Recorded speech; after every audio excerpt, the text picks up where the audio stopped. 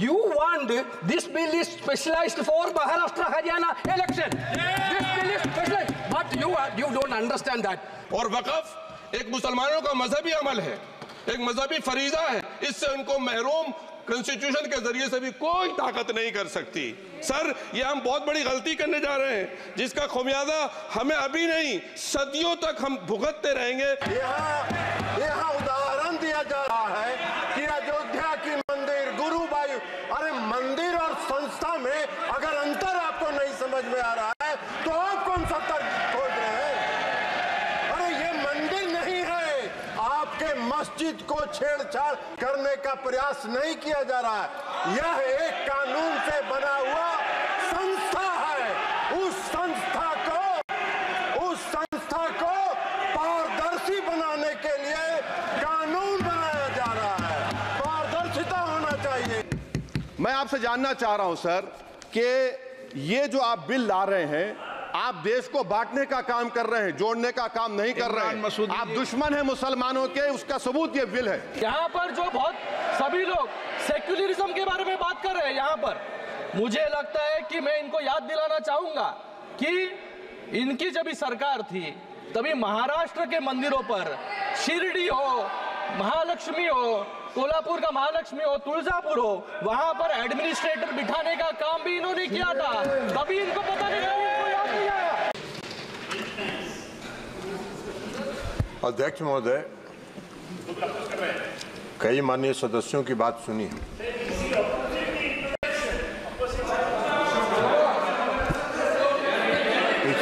This is not JDU is a party here. JDU is a party here. Whether it is opposing or supporting, I have to record my view. आपके कहने से you will not conduct the house. माननीय सदन बोलिए।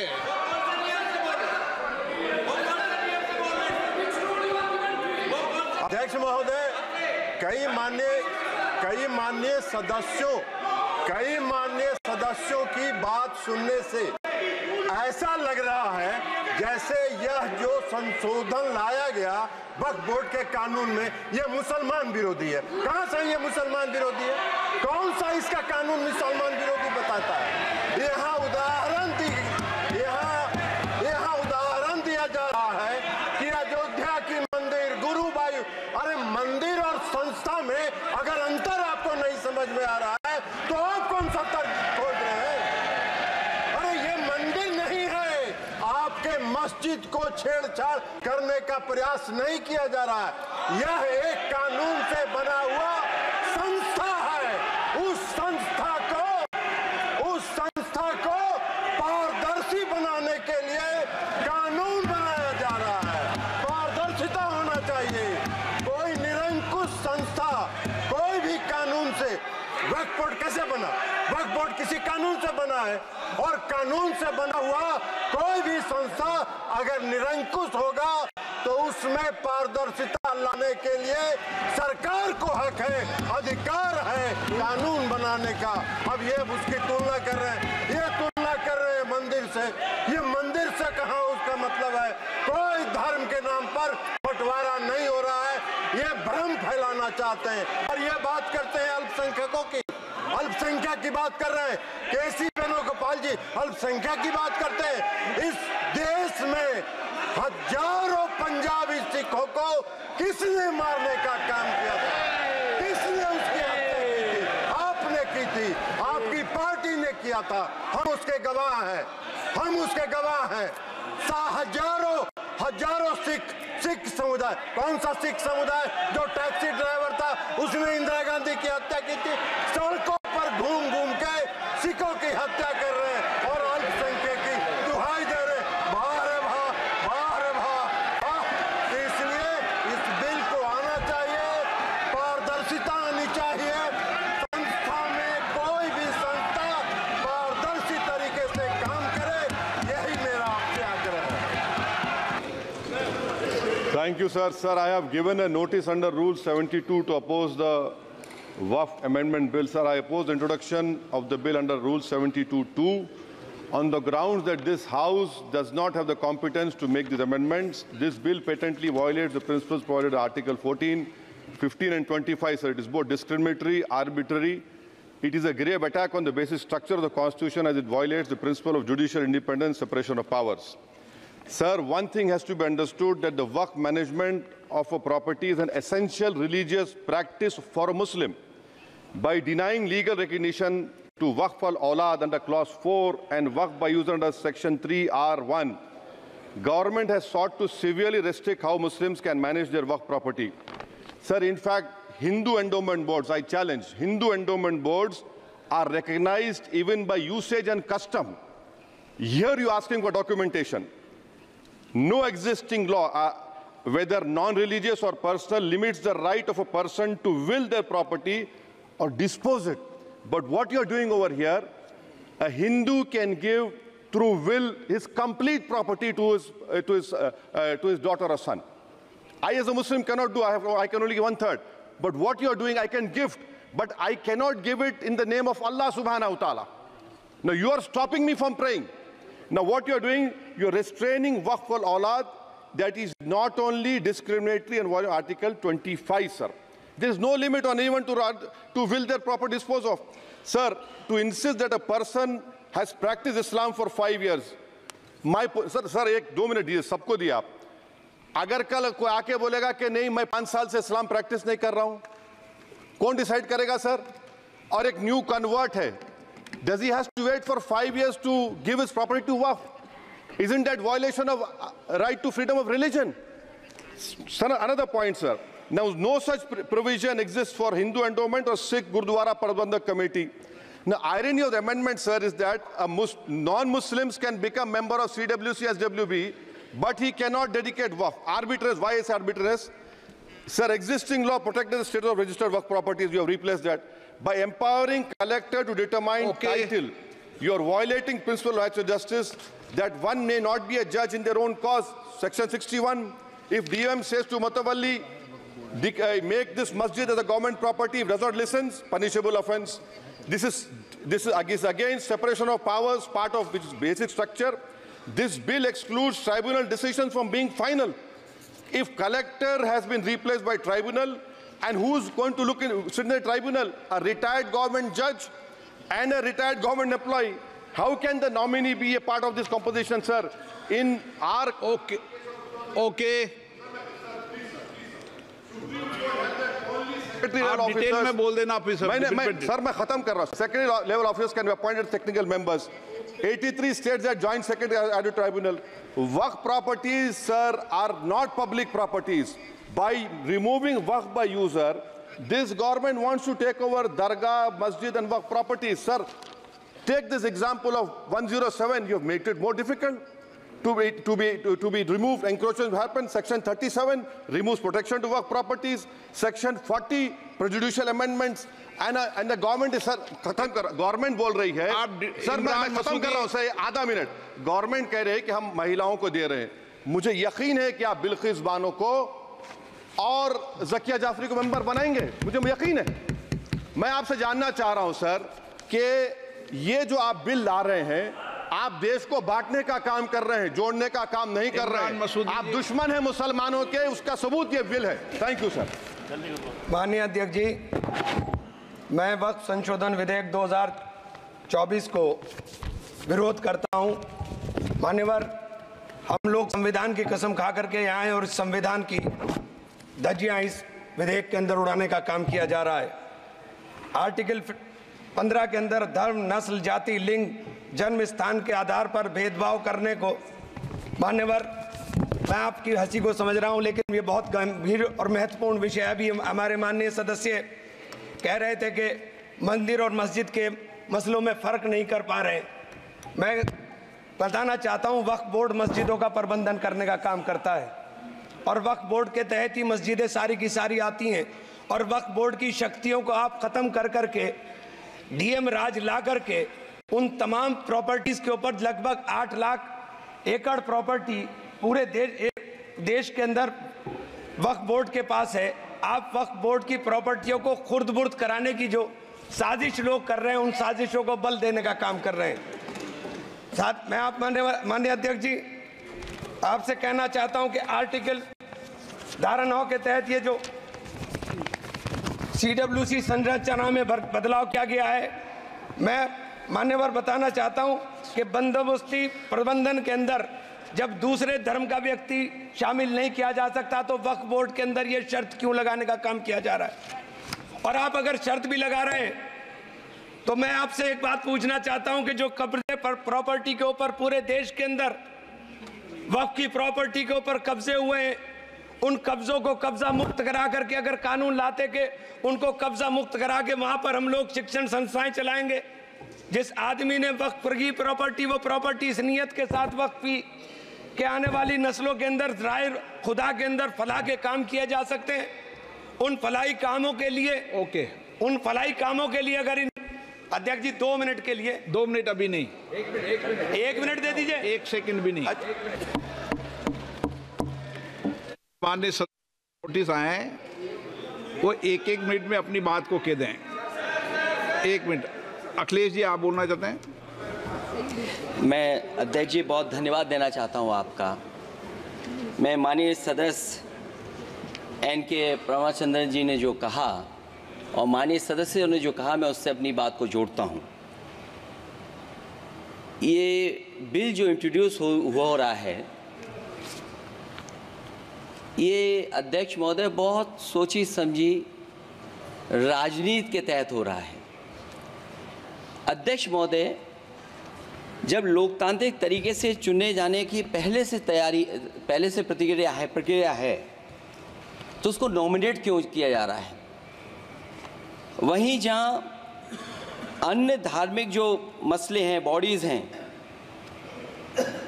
उनमें कोई गैर बरादरी का नहीं आता है। मान लीजिए वक्फ बोर्ड में गैर मुस्लिम को शामिल करने का औचित्य क्या बनता है? और अध्यक्ष महोदय, इतिहास के पन्नों को अगर हम पलटें, अगर आप जिला अधिकारी को सब ताकत दे देंगे, उन इतिहास के पन्नों को मैं नहीं पलटना चाहता हूं कि एक जगह पर एक जिलाधिकारी महोदय ने क्या किया था, उसकी वजह से आज और आने वाली पीढ़ी तक को भी सामना करना पड़ा। अध्यक्ष महोदय, मैं नाम नहीं लेना चाहता हूं। और अध्यक्ष महोदय, सच्चाई ये है कि भाजपा अपने हताश, निराश, आप तो इस कानून चंद कट्टर समर्थकों के तुष्टीकरण के लिए ये बिल लाने का काम कर रही है। अखिलेश जी, अध्यक्ष महोदय, आज तो हमारे आपके अधिकार कट रहे हैं। मैं याद कीजिए अध्यक्ष महोदय, मैंने आपसे कहा था कि आप लोकतंत्र के न्यायाधीश हैं, और मैंने अध्यक्ष महोदय सुना है इस लॉबी में कि कुछ अधिकार आपके भी छीने जा रहे हैं। उसके लिए हम लोगों को लड़ना पड़ेगा आपके लिए। अध्यक्ष महोदय, मैं इस बिल का विरोध करता हूं। कोई अध्यक्ष के अधिकार अखिलेश जी सिर्फ विपक्ष के नहीं है, पूरे सदन के हैं। इस तरह की गोलमोल बात आप नहीं कर सकते हो। आप नहीं हो अध्यक्ष के अधिकार के संरक्षक। 1 मिनट।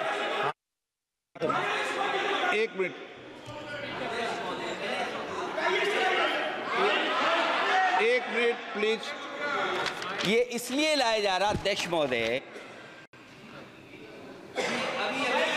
अभी हारे हैं अध्यक्ष महोदय, अभी हारे हैं। नो। और दरअसल ये चाहते हैं नो।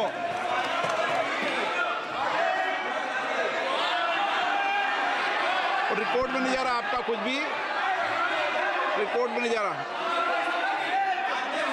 नाम बुलाई सर।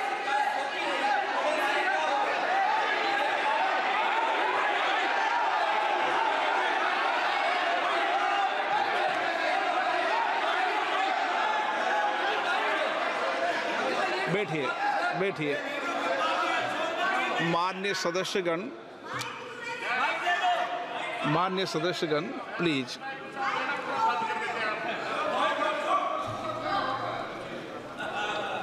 मैं आपसे आग्रह करता हूं, आप वरिष्ठ हैं और कोई नए भी सदस्य होंगे, कृपया हमेशा इस बात का ध्यान रखें, आसन पर, संसद की आंतरिक व्यवस्था पर कोई टिप्पणी नहीं करना चाहिए। ये मेरी सदन से अपेक्षा है और मुझे लगता है कि वरिष्ठ सदस्य तो इस अपेक्षाओं को मानेंगे कि कभी सदन पर, विशेष रूप से आसन पर, व्यक्तिगत टिप्पणियां न करनी चाहिए।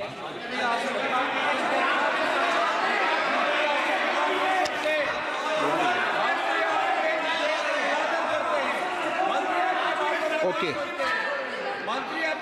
Kalyan Banerjee. Sir, I am opposing the legislation. हाँ, Introduction of the legislation. Sir, just first of all, this is beyond the legislative competency of the central government to make this amendment which touches in respect of the land coming within the 7th schedule. Property is the question which can be decided by only the civil court, but no any authority under which law this power has been given to decide the property, title of the property, how it can be done. Civil law will be taken away. This bill is completely contrary to the constitutional morality. This bill is intended to, this is a malice, this suffers from malice in law. It's a malicious legislation because this bill is targeting the Muslims of this country. This cannot be tolerated. There are a number of reasons. Sir, just 1 minute, sir. Not 1 minute, 15 seconds. Sir, before election, there was an attempt in the country that to make the country as a Hindu Rashtra, which has been rejected by the people of this country. This bill can... एक minute please, एक minute.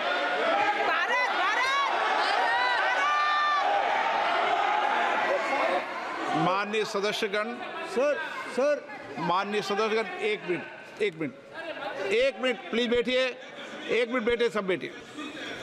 माननीय सदस्यगण, मैं आपसे आग्रह कर रहा हूं कि पुरस्तावित किए जाने वाले विधेयक के विषय में रूल 72, क्योंकि 1 मिनट प्लीज बैठिए, आप प्लीज बैठिए। रूल 72 के अंदर, 1 मिनट प्लीज बैठिए। मैं अपनी पार्टी शिवसेना की ओर से इस बिल का समर्थन करने के लिए खड़ा हुआ हूँ यहाँ पर। ये बिल, जो बिल को यहाँ पर सिर्फ पॉलिटिसाइज करने का काम यहाँ पर कुछ लोग कर रहे हैं, जाति का नाम, धर्म का नाम लेकर इस बिल का विरोध यहाँ पर कर रहे हैं। मुझे लगता है कि यहाँ पर I think shame on you all people. क्या इस देश में एक ही कानून चलेगा? आपको अलग कानून क्यों चाहिए? यहाँ पर इस बिल को लाने का मकसद एक ही है, ट्रांसपेरेंसी और अकाउंटेबिलिटी।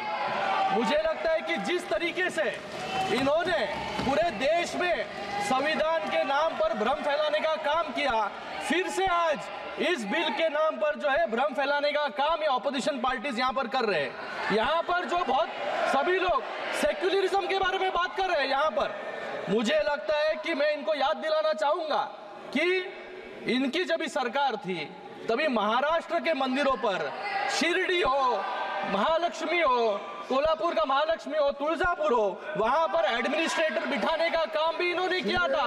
कभी इनको पता नहीं, इनको याद नहीं आया, कभी इनको सेक्युलरिज्म याद नहीं आया, कभी इनको फेडरलिज्म याद नहीं आया। लेकिन आज इस देश में जब एक कानून से ये देश चलेगा तो अलग कानून की जरूरत यहाँ पर क्यों है?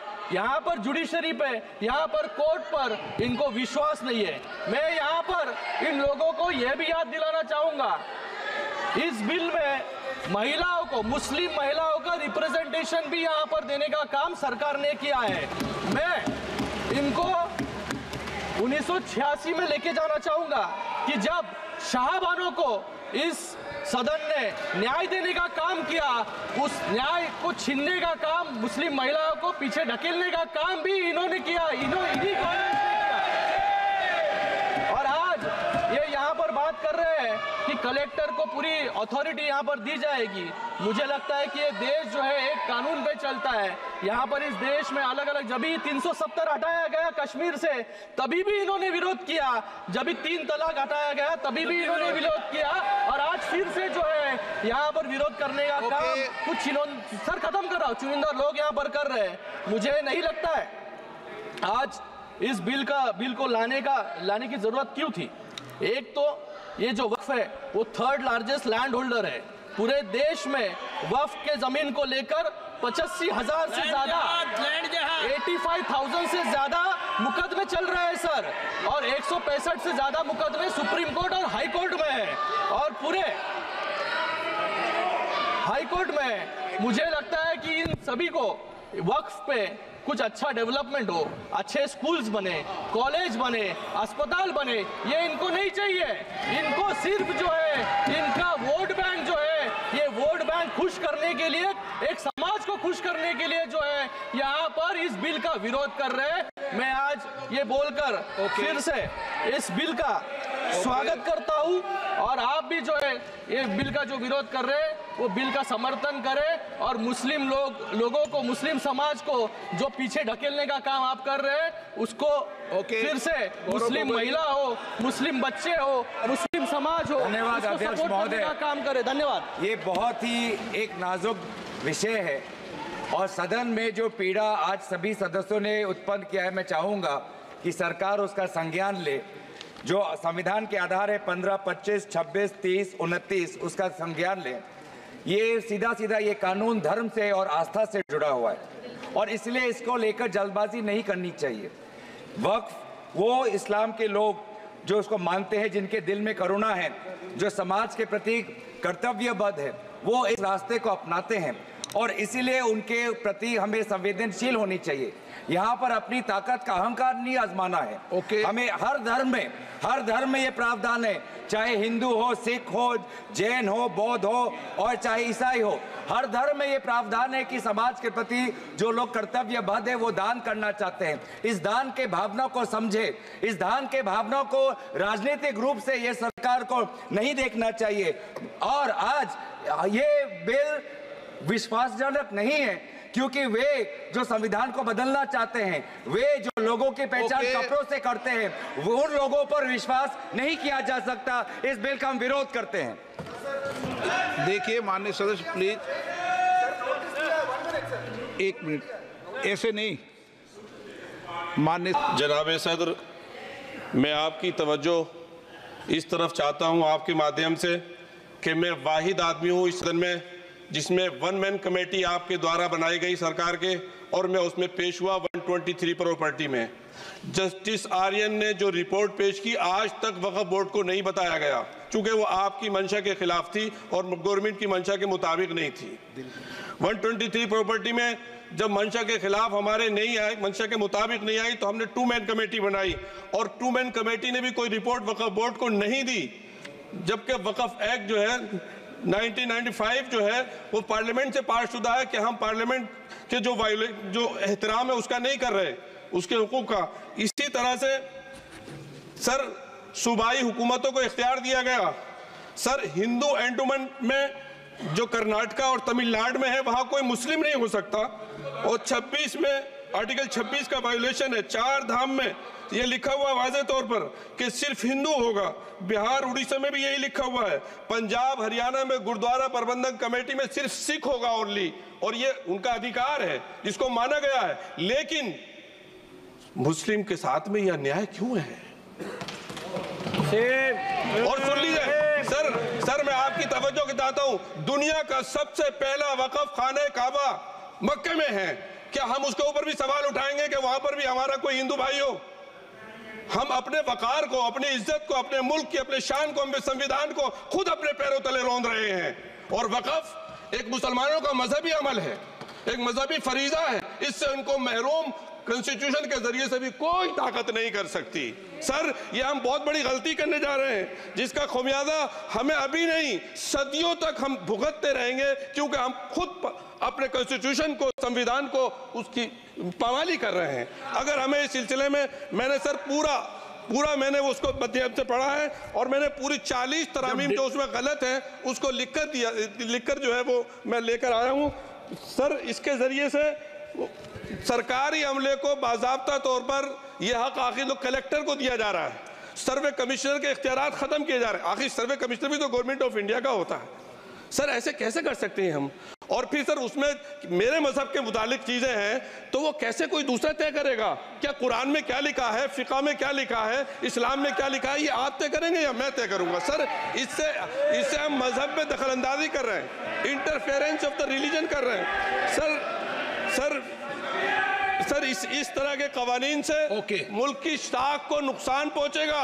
कॉन्स्टिट्यूशन की स्पिरिट हम खत्म कर देंगे और अगर ये होगा तो कोई भी अकलियत, कोई भी माइनॉरिटी अपने आप को हिंदुस्तान में सेफ नहीं करेगी। पिछले दिनों सिखों के साथ भी ये हुआ और कुछ ईसाई भाइयों के साथ भी इस तरह के वाकयात हुए हैं जिसकी वजह से सब लोग अपने आप को असहाय महसूस कर रहे हैं। 10 साल से जो मुल्क में माइनॉरिटीज के साथ, उनके हुकूक के साथ, उनके रिलीजन फ्रीडम के साथ जो खिलवाड़ किया जा रहा है उससे रूह कांप जाती है और दिल ऐसा महसूस होता है कहीं ऐसा ना हो कि जनता इन हुकूक के लिए, कॉन्स्टिट्यूशन को बचाने के लिए दोबारा सड़कों पर आ जाएगी। सर हम विरोध करते हैं। देखिए माननीय सदस्य प्लीज, एक मिनट, ऐसे नहीं। माननीय सदस्यगण, मैंने सभी दलों को के लोगों के प्रमुख लोगों को इस पर बोलने का पर्याप्त समय दिया, सबने अपनी बात पर्याप्त बात रखी। अब मैं चाहूँगा कि मंत्री जी, माननीय मंत्री जी इस पर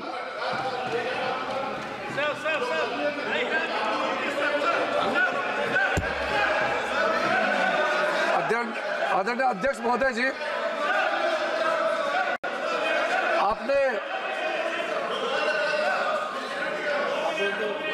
आपने कई इस सदन के मेंबर्स को इस महत्वपूर्ण बिल में उन्होंने जो नोटिस दिया उसको एडमिट करके बोलने का मौका दिया। सबसे पहले तो मैं इनका नोटिस क्यों स्टैंड नहीं करते हैं और जो भी पॉइंट्स उन्होंने यहाँ ऑब्जेक्शन के तौर पर रेज किया, यहाँ उसको एडमिट क्यों नहीं करना चाहिए, मैं संक्षेप में बताना चाहता हूँ। उसके बाद जितने भी इश्यूज आज यहाँ उठाए गए हैं उसको मैं आपके अनुमति से विस्तार से एक पॉइंट का मैं जवाब देना चाहूँगा। और मैं ये मानता हूँ, विश्वास है कि मेरे बात को ध्यान से सुनने के बाद अंत में इन्होंने जो भी आशंकाएं व्यक्त किए हैं या गलत तरीके से यहाँ बातें बताया गया है, सब चीज़ को मैं दूर करूँगा। और मैं सिर्फ उम्मीद ही नहीं, यकीन है कि इस बिल के बारे में सब कुछ जानकारी प्राप्त करने के बाद इस हाउस के जितने मेंबर्स हैं सब इस बिल को समर्थन जरूर करेंगे। सबसे पहले अध्यक्ष महोदय जी, इन्होंने कॉम्पिटेंसी का मुद्दा यहाँ उठाया। मैं पूरे जिम्मेदारी के साथ आपके माध्यम से सदन को बताना चाहता हूँ, इस बिल में जो भी प्रावधान है आर्टिकल 25 से लेकर के 30 तक किसी रिलीजियस बॉडी का जो फ्रीडम है उसमें कोई हस्तक्षेप नहीं किया जा रहा है, ना ही संविधान का किसी भी अनुच्छेद का इसमें उल्लंघन किया गया है। और अब सुप्रीम कोर्ट का एक केस का मैं हवाला देना चाहूँगा, Brahmachari versus state of West Bengal. इसमें सुप्रीम कोर्ट ने क्लियरली रिलीजियस डिनोमिनेशन के बारे में रूलिंग दिया गया है और उस रूलिंग के तहत Waqf board doesn't fall within the purview of article 25 and 26 of the constitution of India. दूसरा सर, इसमें हमने जो ब्रॉड बेस किया है, किसी का हक छीनना तो बात छोड़ दीजिए, जिनको हक नहीं मिला है उनको हक देने के लिए ये बिल लाया गया है। इसमें महिलाओं के लिए, बच्चों के लिए और मुसलमान समाज में जो पिछड़े हैं, जिसको आज तक कभी मौका नहीं मिला, जिसको दबा के रखा हुआ है, उनको जगह देने के लिए ये बिल लाया गया है। और सर, संविधान के कंकरेंस लिस्ट एंट्री नंबर 10 और 28 में आज के जो विषय हम लोग चर्चा कर रहे हैं वो एंट्री 10 और एंट्री 28 में ये कंकरेंस लिस्ट में है। इसलिए ये पूरा लेजिस्लेटिव कॉम्पिटेंस इस सदन के पास है, भारत सरकार के पास है, इस सदन में ये बिल पेश करने का। अध्यक्ष महोदय जी, जैसे मैंने कहा है, सबका पॉइंट्स को मैंने नोट भी किया, बहुत अच्छी तरह से सबका कंसर्न को भी हमने नोट किया है। मैं बारी बारी से कहना चाहता हूं, सबसे पहले तो सर, ये वक्फ अमेंडमेंट बिल ये पहली बार इस सदन में पेश नहीं किया गया है। अंग्रेजों के जमाने से लेकर के उससे पहले का लंबा इतिहास में मैं नहीं जाना चाहता हूं, लेकिन आजादी के बाद सबसे पहले ये एक्ट लाया गया है 1954 में, सबसे पहले ये एक्ट लाया गया था। उसके बाद कई अमेंडमेंट हुए सर, काफी अमेंडमेंट होने के बाद, मैं पूरा इतिहास में नहीं जा रहा हूं, लेकिन जो अमेंडमेंट आज हम लाने जा रहे हैं इस सदन में, वो वक्फ एक्ट 1995, जिसको 2013 में अमेंडमेंट ला करके इस पूरा जो वक्त का पर्पस, इंटेंशन और जिसके उम्मीद में लोगों का सालों तक था कि इस अमेंडमेंट जो लाया इससे कुछ फायदा मिलेगा, उसको उल्टा करके 2013 में ऐसा प्रावधान डाला गया था जिसके वजह से आज ये अमेंडमेंट लेकर के हमको यहां सदन में आना पड़ रहा है। सर, 1995 का वक्फ अमेंडमेंट एक्ट में जो भी प्रावधान लाया गया था, उसको कई लोगों ने अलग अलग तरीके से उसका असेसमेंट किया, उसको देखा है कि वाकई 1995 का वक्फ अमेंडमेंट बिल क्या ठीक है, काफ़ी है, जिस पर्पस के लाया गया है वो सर्व कर रहे हैं।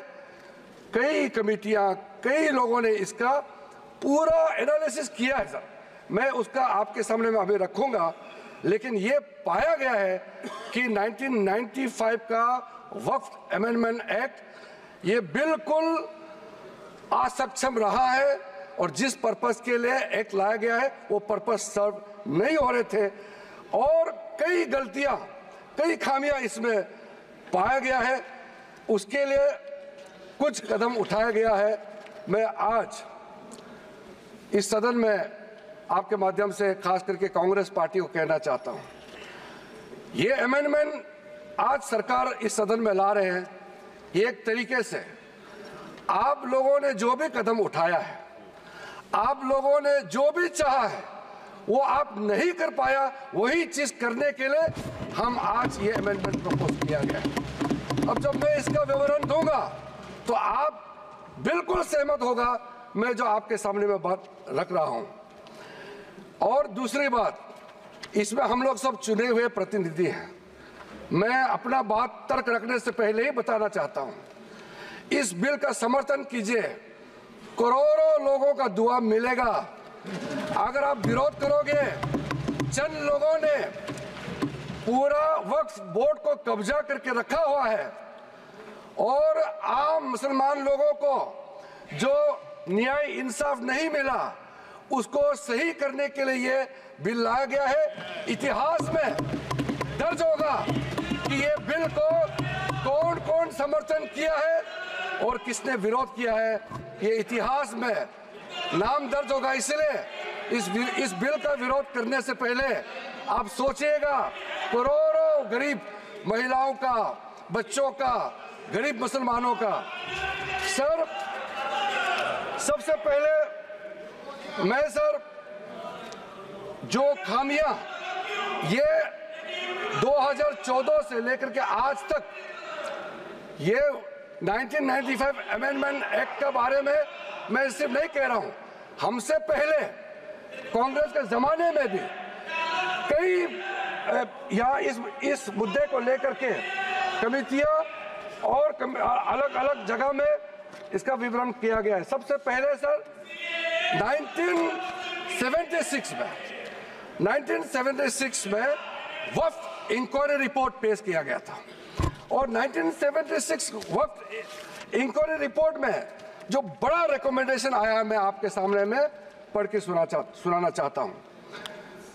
1976 वक्फ इंक्वायरी रिपोर्ट में कहा गया है सारा वक्फ बोर्ड्स जो है मुतवालिस के कब्जे में चले गए हैं, उसको डिसिप्लिन करने के लिए प्रॉपर कदम उठाया जाना चाहिए। 1976 वक्फ इंक्वायरी रिपोर्ट का दूसरा रिकमेंडेशन है लिटिगेशंस और केसेस जो आपस में मतभेद इतना ज्यादा है उसको सरल करने के लिए ट्राइब्यूनल सिस्टम को गठन होना चाहिए, उस समय का रिकमेंडेशन था। फिर उसने तीसरे पॉइंट ये कहा कि ऑडिट और अकाउंट्स, वक्फ बोर्ड में ऑडिट और अकाउंट्स का तरीका प्रॉपर नहीं है, उसका पूरा प्रबंधन होना चाहिए, ये उस समय का रिपोर्ट ने कहा गया है। और आखिरी में it recommended the reforms in the category of Waqf al aulad, बच्चों के लिए जो हम वक्फ देते हैं उसको सुधार लाना चाहिए, ये 1976 का रिपोर्ट में कहा गया है सर। उसके बाद सर जो हम आज थोड़ा विस्तार में जिसको मैं बताना चाहता हूं दो कमेटियों के बारे में। ये दो कमेटी कांग्रेस के समय में ही बनाया गया था। सबसे पहले high level committee under justice Rajendra Sachar, ये सर 9 मार्च 2005 में गठन किया गया था, यूपीए का सरकार आ चुके थे और ये स्पेसिफिक मुसलमानों के लिए उनके वेलफेयर के लिए ये गठन हुआ। और सच्चर कमेटी का जो रिपोर्ट है ये हम सब मालूम है, मैं सिर्फ रेलेवेंट पोर्शन आज इस सदन में बताना चाहता हूं। सच्चर कमेटी का जो पहला रिकमेंडेशन है इसमें कहा गया है एनुअल इनकम जितना वक्फ बोर्ड का प्रॉपर्टीज है 4.9 लाख रजिस्टर्ड वक्फ प्रॉपर्टीज, ये सिर्फ 163 करोड़ ही आमदनी जनरेट होता है। ये किसी भी रूप से जस्टिफाई नहीं किया जा सकता है और इसको एफिशिएंट तरीके से, मार्केट तरीके से, जिस तरीके से मैनेज होना चाहिए सारा वक्फ प्रॉपर्टी को, अगर सही माने में उस समय उन्होंने कहा उस सच्चर कमेटी ने, तो उस समय 12,000 करोड़ रुपया पर एनम मिलता है और उस समय जनरेट हो रहा था 162 करोड़। लेकिन मैं साथ साथ ये भी कहना चाहता हूं क्योंकि वो कमेटी की रिपोर्ट है और मैं माइनॉरिटी अफेयर्स का मंत्री होने के नाते जो हम लोगों ने स्टडी किया है, टोटल 8,72,320 वक्फ प्रॉपर्टीज हमारा जो वामसी जो पोर्टल है उससे पूरा डिटरमिन नहीं किया जा सकता है, लेकिन उसका मार्केट वैल्यू सच्चर कमेटी ने जो कहा है उससे कई गुना अधिक होने का संभावना है। ये एक आम अंडरस्टैंडिंग की बात है, सबको मालूम है वक्फ के पास कितना प्रॉपर्टी है, वक्फ बोर्ड के पास, और कितना आमदनी है। दूसरा सर सच्चर कमेटी का रिकमेंडेशन, सच्चर कमेटी ने, आप यूपीए का समय में ही आपने कमेटी का रिपोर्ट एक्सेप्ट किया, उसमें कहा गया कि अभी जो मौजूदा वक्फ बोर्ड है उसको ब्रॉड बेस किया जाना चाहिए। जो लोग मेंबर होते हैं, जो लोग इस कमेटी में, जिस वक्फ बोर्ड में है, उससे काफी नहीं है, इसलिए इसका ब्रॉड बेस होना चाहिए, रिप्रेजेंटेशन ज्यादा होना चाहिए। ये सच्चर कमेटी का रिपोर्ट का पहला नंबर पॉइंट। इसमें सर दो महिला सेंट्रल वक्फ काउंसिल और स्टेट वक्फ बोर्ड्स में होना चाहिए, ये भी सचर कमेटी का ही रिकमेंडेशन है। सेक्रेटरी जो होते हैं सेंट्रल वर्क काउंसिल का, वो joint secretary level government of India का उस स्तर का ऑफिसर होना चाहिए। उसमें अंडर सेक्रेटरी का जूनियर ऑफिसर लेवल जो बनाया है, उसको आप रैंक को ज्वाइंट सेक्रेटरी लेवल तक उसको उठाना चाहिए। ये उसी कमेटी का रिपोर्ट में आया है। और जो स्टेट में वक्फ बोर्ड है उसमें क्लास 1 ऑफिसर होना चाहिए। सचर कमेटी ने सीधा सीधा ये कहा है कि प्राथमिकता महिलाओं और बच्चों को दिया जाना चाहिए। हम आज का जो बिल आपके सामने में पेश कर रहे हैं, ये उसी सचर कमेटी का रिपोर्ट के अनुसार 100% हम यहाँ आपके सामने में लाया जा रहा है। और आपको तो खुश होना चाहिए, ये कमेटी आपने बनाया सर। सर ये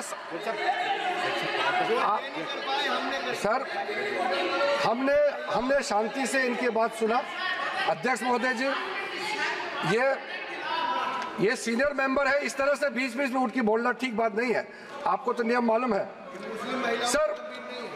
दूसरा कमेटी जॉइंट पार्लियामेंट्री कमेटी, जो जॉइंट पार्लियामेंट्री कमेटी कॉन्स्टिट्यूट किया गया है, जिसका अध्यक्ष था के रहमान खान जी, उस समय कैबिनेट मिनिस्टर भी रहे, माइनॉरिटी अफेयर्स मिनिस्ट्री का भी मंत्री रहा है, उनके डिप्टी स्पीकर भी रहा, डिप्टी चेयरमैन राज्यसभा में रहा है, और उन्हीं के अध्यक्षता में पूरा पार्टी के सदस्य हमारा भारतीय जनता पार्टी से भी मेंबर थे। उस जेपीसी में सर सीधा वक्फ बोर्ड के बारे में कहा गया है कोई इंफ्रास्ट्रक्चर ठीक तरीके से नहीं है, वहाँ मैन पावर टोटली इनसफिशिएंट है, इनकम्पिटेंट है, और फंड इतना कम है, सही मैनेज नहीं किया गया है। इस तरीके से वक्फ बोर्ड नहीं चल सकता है। दूसरा, मुतवालीस के बारे में कहा है कि लगता है सारा वक्फ बोर्ड का ध्यान किसको मुतवाली बनाना है और उसको कैसे हटाना है, इसी में केंद्रित है, इसलिए इसका प्रावधान को हटाना चाहिए। फिर कहा गया है डॉक्यूमेंट, महत्वपूर्ण डॉक्यूमेंट जितने भी हैं उसको प्रॉपर से मेंटेन करने का भी प्रावधान वक्फ बोर्ड में नहीं है, उसको किया जाना चाहिए। और वक्फ बोर्ड मौजूदा जितना है देश भर में, उसको फिर से सर्वे होना चाहिए, और गरीब मुसलमानों के लिए और वक्फ बोर्ड का अपना अंदर में सही चीज का, चाहे वो लीगल मैटर हो और कोई भी चीज हो, उसका एक्सपर्ट्स, लॉयर्स, वहां उनका एक्सपर्ट लोगों का और भी लोगों को अंदर लाने का जरूरत है ताकि वो ज्यादा चुरुस्त दुरुस्त हो सके। जॉइंट पार्लियामेंट्री कमेटी का और सजेशन है टोटल वक्फ बोर्ड को कंप्यूटराइजेशन करना चाहिए, डेटाबेस को सेंट्रलाइज करना चाहिए, और म्यूटेशन रेवेन्यू रिकॉर्ड में होना चाहिए जितना भी वक्फ बोर्ड का प्रॉपर्टी है। ये सचर कमेटी ने जॉइंट पार्लियामेंट्री कमेटी ने रिकमेंड किया। और सर आप सबको भी एक बार वो कमेटी का रिपोर्ट मैं आपको ही दे देता हूं ताकि आप भी पढ़े फिर से। और सर टोटल जो 1995 वक्फ एक्ट को फिर से मजबूती से रीलुक करना चाहिए, ये जॉइंट पार्लियामेंट्री कमेटी का ही रिपोर्ट है। और एक आपने अपॉइंट किया, अब देखिए जॉइंट पार्लियामेंट्री कमेटी का मेंबर, आपको मैं मेंबर का नाम भी दे देता हूं, चेयरमैन का तो नाम मैंने बता दिया, आपका वरिष्ठ नेता थे, आपने अपॉइंट किया। ये सारा रिकमेंडेशन आज आप तो हमको शाबाशी देना चाहिए, जो आप नहीं कर पाया वो हम ला रहे हैं सदन में। सारा का सारे प्रॉब्लम्स, सारा का सारा सजेशन ये उस समय सबको मालूम कर चुके हैं। इसलिए सर राहुल जी कन्विंस हो गए, ये मनी मन में सब कन्विंस है, ये राजनीतिक दबाव में अपोज कर रहे हैं, अंदर सब लोग समर्थन दे रहे हैं, ये मुझे मालूम है अध्यक्ष महोदय जी। सर राहुल गांधी सहमत होकर जा रहे हैं, राहुल गांधी जी तो अभी बाहर निकले हैं, लेकिन सहमत देकर के गया है कि हम जो कह रहे हैं सही कह रहे हैं। सर मैं इसी बीच कुछ इंडिविजुअल केसेस और कंसल्टेशन जो हम आज बिल लाया है, कुछ सदस्यों ने कहा है कि और कंसल्टेशन होना चाहिए था। आपको मैं दावे के साथ बताना चाहता हूं, जितना कंसल्टेशन प्रोसेस पिछले 10 सालों में किया गया है, आज तो किसी सरकार ने इतना स्टेक होल्डर से कंसल्टेशन प्रोसेस नहीं किया है। मैं आपको बताऊंगा अभी, आप सिर्फ शांति से सुनिए सर। मैं फिर से कहता हूं, जो संविधान का हवाला दे करके बिल का जो पर्पस को, मंशा को गलत धारणा दे करके मिसलीड करना चाहता है, मैं फिर से कहना चाहता हूं सर, अगर कोई भी बोर्ड हो या कोई भी इंडिविजुअल हो, अगर कुछ काम ऐसा करता है जिसको कोर्ट में रिव्यू करना है, तो इसमें सर गलत बात क्या है?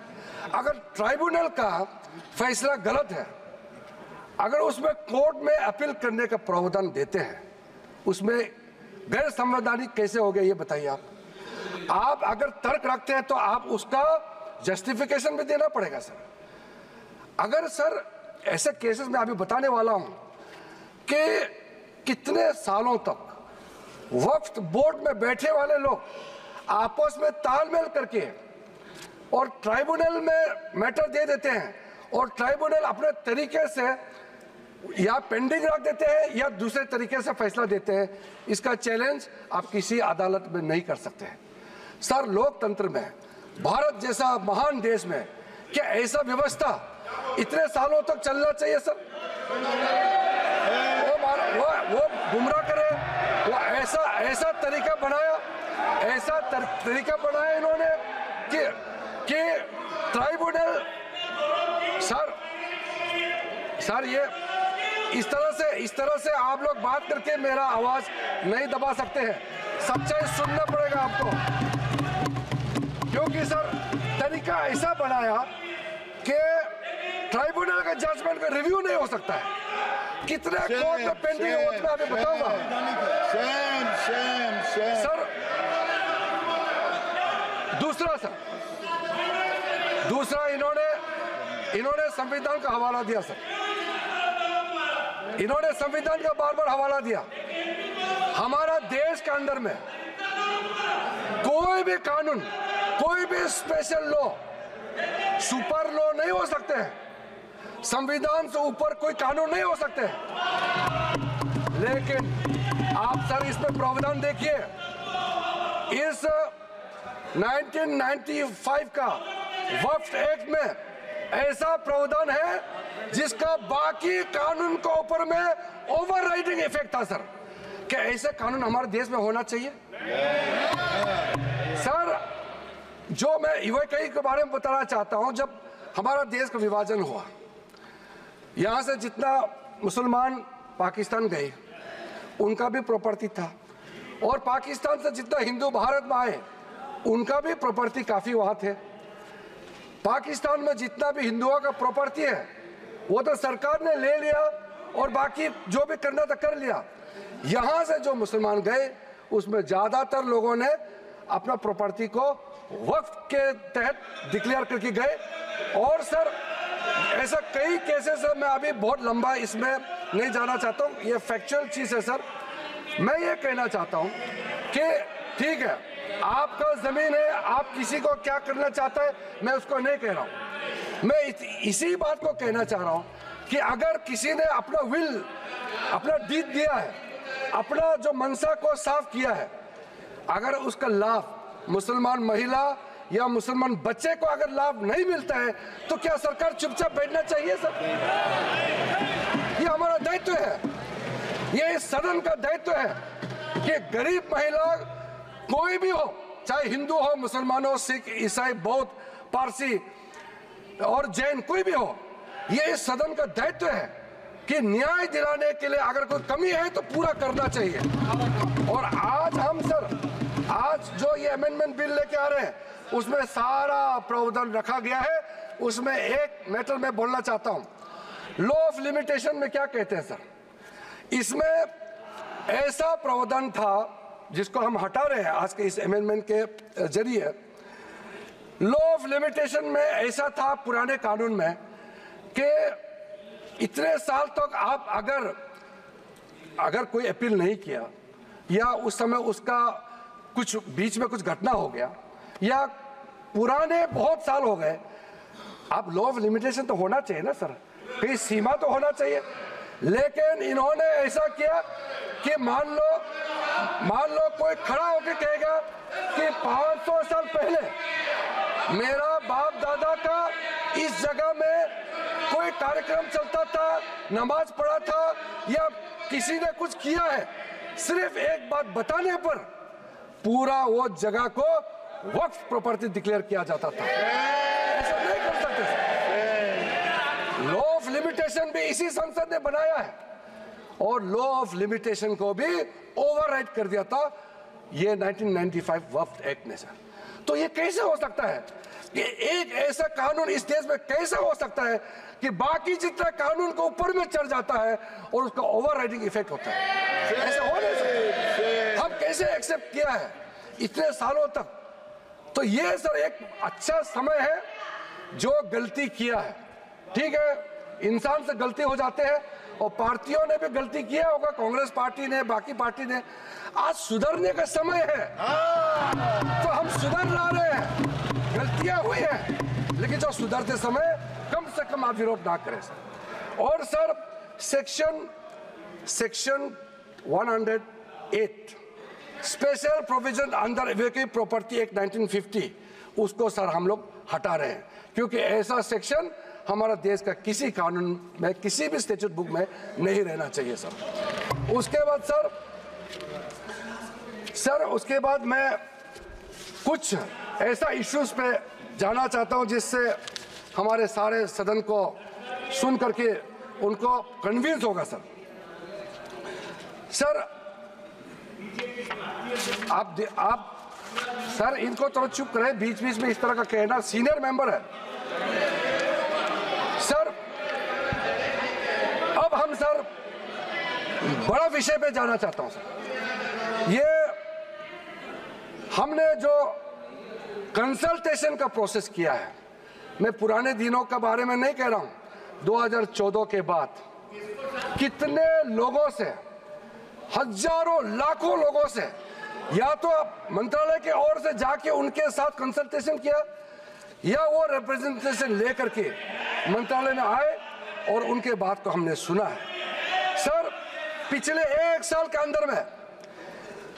सिर्फ एक साल के अंदर में online complaint 194 complaints related to encroachment and illegal transfer of waqf land एक साल के अंदर में, और 93 complaint against Waqf board officials and 279 एक जनरल कंप्लेंट, ये ऑनलाइन हमारे पास में पोर्टल में आया है। उसके बाद सर आज सर ये एक समुदाय का बात मुसलमानों को गुमराह करके यहां बात रखा जा रहा है। कल देर रात तक मेरे पास में मुसलमानों का डेलीगेशन आते रहा और हमसे पहले भी कितने लोग मिले हैं, और इसको आप ये सोचते हैं कि क्या सर ये क्या बोहराज कम्युनिटी का संख्या कम है, इसके लिए ये महत्व नहीं देंगे क्या? सर अहमदिया ये कम संख्या है इसलिए क्या उनका सोच, उनका प्रॉब्लम्स का नजरअंदाज करेंगे सर? आगा खानी संख्या कम है क्या उसके बात को नहीं सुना जाना चाहिए सर? एक कम्युनिटी डोमिनेशन करके अगर छोटे छोटे लोगों को कुचल देंगे तो फिर हम इस सदन में बैठ करके हम न्याय कैसे दे सकते हैं? इसलिए ये एक तरफा आवाज उठा करके पूरा मुसलमान के नाम से ये लोग एक तरफा, ये कुछ चंद लोगों का आवाज यहाँ आज बुलंद कर रहे हैं इस सदन में सर।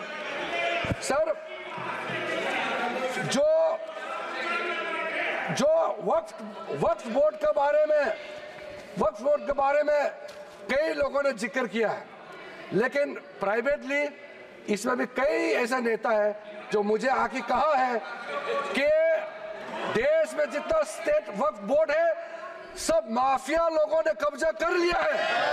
ये बहुत लोग कह रहे हैं, आज सदन में नहीं कह रहे हैं, सदन में अपना अपना पार्टी का दबाव या किसी के डर से या वोट बैंक का चक्कर से नहीं बोल रहा है, मगर प्राइवेटली हर एक मुसलमान आकर के कहता है, नाम मत बताना, नाम तो हम बताएंगे नहीं सर। मैं आप लोगों का पॉलिटिकल ईशियर में खराब नहीं कर दूंगा। कौन कौन सा एमपी ने मुझे आके बताया कि पार्टी विरोध कर रहा है लेकिन अंदर से हम साथ दे रहे हैं, मैं नाम नहीं लूंगा। मैं नाम लेकर के इन एमपी साथियों का पॉलिटिकल करियर को मैं बर्बाद नहीं करूंगा सर। सर कंसल्टेशन का जहां तक आता है सर, सबसे पहले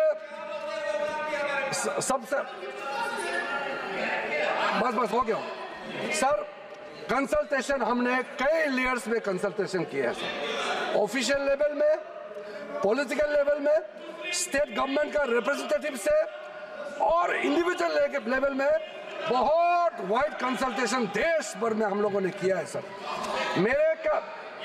मुझे इस मंत्रालय में आए हुए अभी लगभग 2 महीने हुए हैं, लेकिन जो कंसल्टेशन प्रोसेस हमारे से पहले जो मंत्री थे इस मंत्रालय के, सब लोगों ने बहुत बारीकी से समस्याओं का भी पहचान किया और कंसल्टेशन प्रोसेस भी बहुत ब्रॉड बेस किया है सर।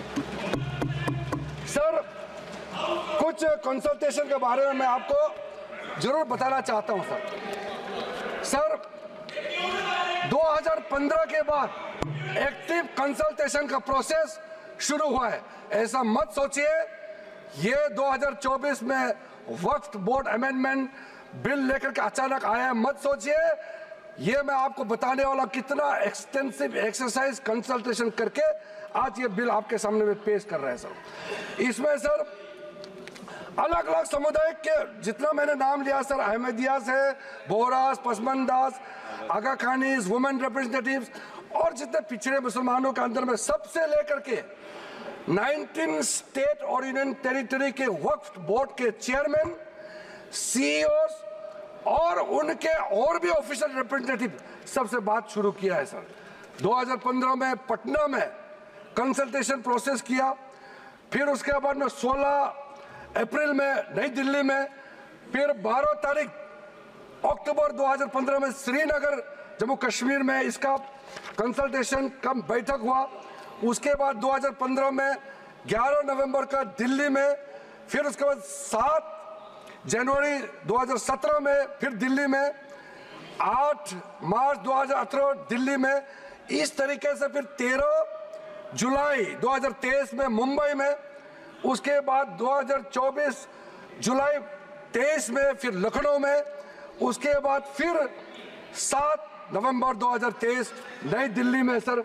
और ये जो प्रोसेस है लखनऊ यूपी लखनऊ उत्तर प्रदेश में ही है अखिलेश जी, लखनऊ उत्तर प्रदेश का राजधानी है सर।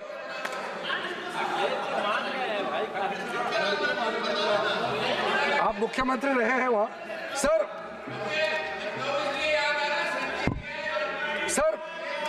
2023 जो लेटेस्ट कंसल्टेशन जो हुए हैं, मैं थोड़ा सा उसके बारे में बताना चाहता हूं। इसमें सर जनरल पब्लिक जो आम मुसलमानों के साथ चर्चा हुई, क्योंकि हमारा मंत्रालय ने खुले मन से कहा कि इंडिविजुअल लेवल में भी आपका कोई इश्यू है, आप आ सकते हैं, आप बात रख सकते हैं, मंत्री के साथ मुलाकात कर सकते हैं और अधिकारियों के साथ आप मिल सकते हैं। उस समय सर मुंबई में representative from the general public के साथ साथ और भी ऑफिशियल से भी हमारी बैठक हुई और उसमें स्टेट वक्फ बोर्ड को इम्प्रूव करने के लिए और कदम क्या क्या उठाना चाहिए उसका सुझाव वहां में आया। लखनऊ में जब बैठक हुई, लखनऊ में उत्तर प्रदेश स्टेट वक्फ बोर्ड के जो बाकी टॉप लेवल से भी सबसे बात हुई, चेयरमैन, सीईओ और आम लोगों से भी वहाँ सुनवाई हुई और वो भी बहुत एक्सटेंसिवली वहाँ बात हुई। और वहाँ ये वामसी पोर्टल आपके जो इंफॉर्मेशन वगैरह जितना हम शेयर करते हैं, ये सब के बारे में, वक्फ बोर्ड के प्रॉपर्टी के बारे में, कैसे उसका यूटिलाइजेशन होना चाहिए, कैसे मेंटेनेंस होना चाहिए, सारा चर्चे हुए, रिकमेंडेशन दिए कि ये अमेंडमेंट का जरूरत है। आपके लखनऊ से भी रिकमेंडेशन आया है। उसके बाद सर दिल्ली में मंत्री जी का अध्यक्षता में जो सेंट्रल वक्फ काउंसिल का चेयरपर्सन होती है, उनकी अध्यक्षता में यहाँ दिल्ली में बैठक हुए, विज्ञान भवन में बैठक हुए, और उसमें काफ़ी इश्यूज है जो मैंने आपके सामने में रखा। सारे के सारे इश्यूज उसी दौरान हर स्टेट, मैं अधिकारी का नाम नहीं बताऊंगा मगर मैं स्टेट का नाम जरूर बताना चाहता हूं। आंध्र प्रदेश से आए, आप सुनने का क्षमता रखेंगे तो मैं तो, आप लोगों ने इतना सवाल किया, मुझे तो लगता है कि कम से कम 3 घंटा मुझे बोलना चाहिए। इतना आप लोगों ने गलत धारणा यहाँ में फैलाया है। सर आंध्र प्रदेश, असम से, बिहार में सुन्नी वाला आए, दिल्ली का, गुजरात, हरियाणा, हिमाचल प्रदेश, जम्मू कश्मीर, कर्नाटका, मध्य प्रदेश, महाराष्ट्र, उड़ीसा, पंजाब, राजस्थान, तमिलनाडु, त्रिपुरा, तेलंगाना, उत्तराखंड और उत्तर प्रदेश का शिया और उत्तर प्रदेश सुन्नी दोनों इस बैठक में पार्टिसिपेट किया। और पूरा डिटेल में ये जो आज हम अमेंडमेंट बिल लेके यहाँ आए हैं, ये सारे चीजें आपके हर एक स्टेट का, जब आपका प्रतिनिधि आए सभी ने ये कंसर्न रेज किया है और उसी को एड्रेस करके आज आपके सामने में मैं लेखा जोखा पेश कर रहा हूं सर। और सर मैं आपको ये भी बताना चाहता हूं कि ये जो वक्फ बोर्ड के बारे में आप जो बचाने का इतना जो कोशिश कर रहे हैं, इनका खिलाफ पूरा मुसलमान समाज के अंदर में वक्फ बोर्ड का जो मैनेजमेंट है और ट्राइब्यूनल के खिलाफ भी कितना आक्रोश है आपको अंदाजा नहीं है। इसमें सर इंडिविजुअल केसेस, मैं कुछ केसेस आपको सामने में जरूर बताना चाहूंगा ताकि वो दर्द आप भी महसूस करें। सर जो कुछ केसेस मैं आपके सामने में लाना चाहता हूं, वो आप सबको जानना चाहिए एक इंसान होने के नाते। सबसे पहले तो अहमदियास की ओर से कई रिप्रेजेंटेशन जो मेरे पास आए हैं, हमारा मंत्रालय में जो है उसमें खास करके स्टेट वक्फ बोर्ड कर्नाटका, केरला, तेलंगाना और तमिलनाडु, यहाँ से जो रिप्रेजेंटेशन आया है वो हमारा सेंट्रल वक्फ काउंसिल में भी केस है और नेशनल कमीशन फॉर माइनॉरिटीज यहाँ में भी इस केस को दर्ज किया गया है और वो चल रहा है, इसलिए मैं उस पर डिटेल में अभी मैं कहना नहीं चाहता हूँ।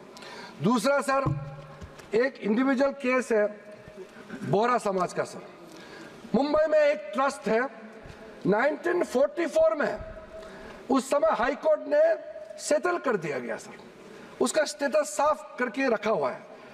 और आप लोग सब जानते हैं दाऊद इब्राहिम का नाम, वो उसके आसपास वहाँ रहते थे और वो प्रॉपर्टी सेटल हो चुके हैं।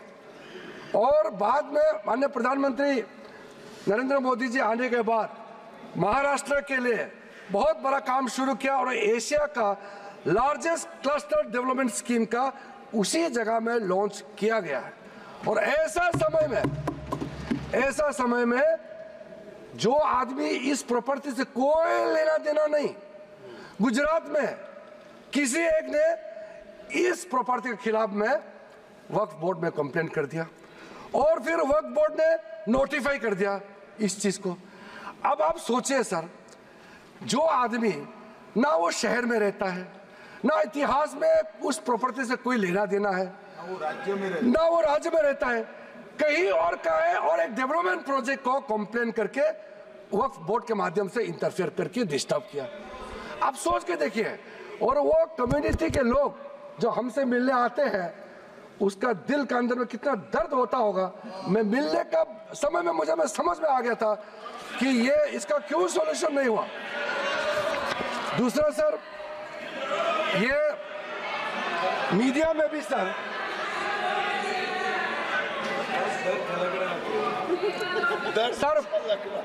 मीडिया के अंदर में काफी चर्चा हुई है ये केस जो मैं आपको बताने वाला। तमिलनाडु के अंदर में तिरुचेंतुराई इन तिरुचिरापल्ली डिस्ट्रिक्ट है तमिलनाडु में। वहां 1500 साल पुराना सुंदरेश्वर टेम्पल मंदिर वहां मौजूद थे और वहां बेचारे एक वहां के गांव में रहने वाले उसको पता भी नहीं है, वो अपना जमीन बेचने के लिए 1.2 एकड़ जो बेचने के लिए गए तो आप बताया गया कि आपका गांव तो वक्फ का जमीन है।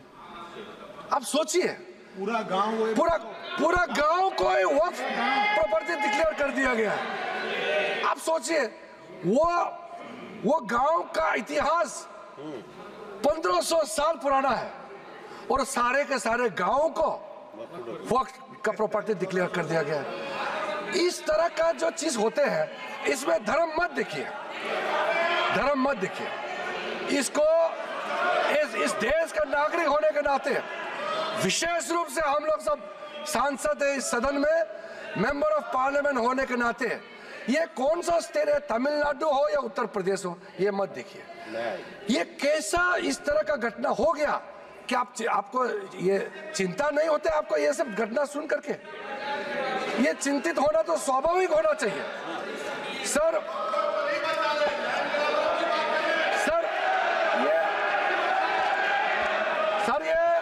ये सुन नहीं पा रहे हैं और विषय को भटकाने के लिए तरह तरह का बातें यहाँ किया जा रहा है।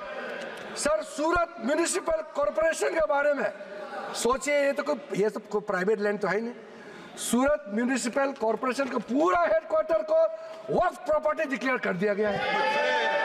आप सोचिए सर, ये कैसे कर सकता है? आप सोच सकते हैं क्या? देखिए मैं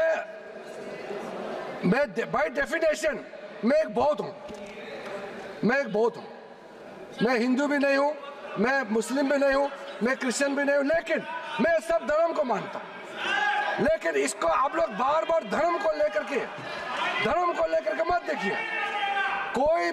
कोई भी इस देश का नागरिक सरकारी जो म्युनिसिपल कॉर्पोरेशन क्या किसी का प्राइवेट प्रॉपर्टी है? हो सकता है म्युनिसिपल प्रॉपर्टी का जमीन आप कैसे वक्त डिक्लेयर कर सकते हैं सर? सिट डाउन राजा, आप बैठिए, डिस्टर्ब मत कीजिए, फायदा नहीं है। मैं अभी यील्ड नहीं करूंगा सर।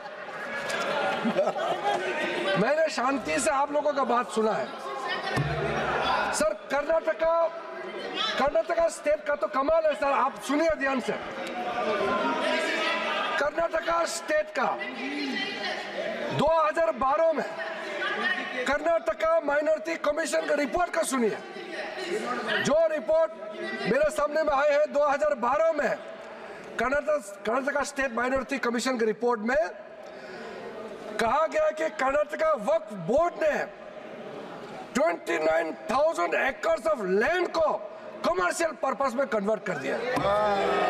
और इसको अगर आप हिसाब किताब करोगे तो आप समझ सकते हैं। लेकिन सबको मालूम है वक्फ प्रॉपर्टी को किस पर्पस में आप इस्तेमाल कर सकता है। ये रिलीजियस पर्पस के लिए, चैरिटेबल पर्पस के लिए और पायस पर्पस के लिए यूज कर सकते हैं। लेकिन आप मनमानी कर रहे हैं। तो एक कर्नाटका स्टेट वक्फ बोर्ड का इतना मनमानी कर रहे थे तो कम से कम बाकी तो नहीं सही, कम से कर्नाटका से जितना कांग्रेस एमपी तो कम से कम बोले ना इसमें।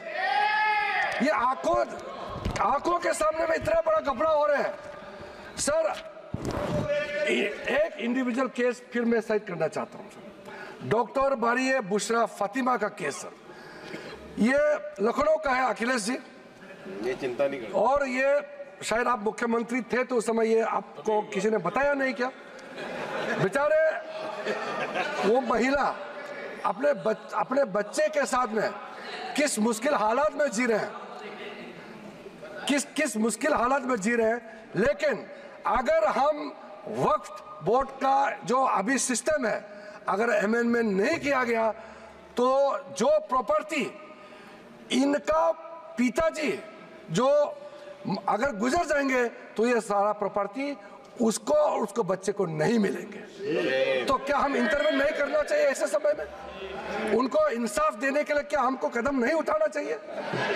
तो इसीलिए सर ये इसमें आप धर्म को मत जोड़िए, इंसाफ की नजर से देखिए सर। सर सुन तो लो, देखो ये कांग्रेस वाले का यही प्रॉब्लम है, सवाल उठाया और जब मैं क्लैरिफिकेशन दे रहा हूं फिर बताते हैं कि इसको कमेटी में चर्चा करेंगे। सर इल्जाम लगा करके भागने का कोशिश मत करो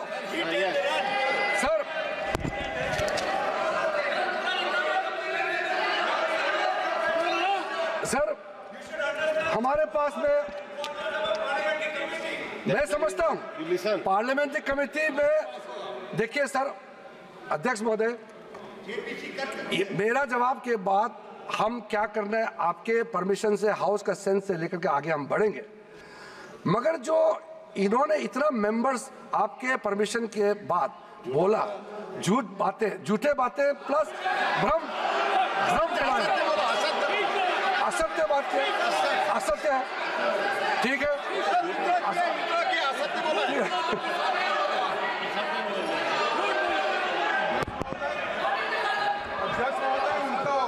वाजिब है। झूठ शब्द प्रयोग यहाँ नहीं हो सकता, सत्य नहीं है ऐसी बातें जो बताए इससे रिप्लेस कर लेंगे।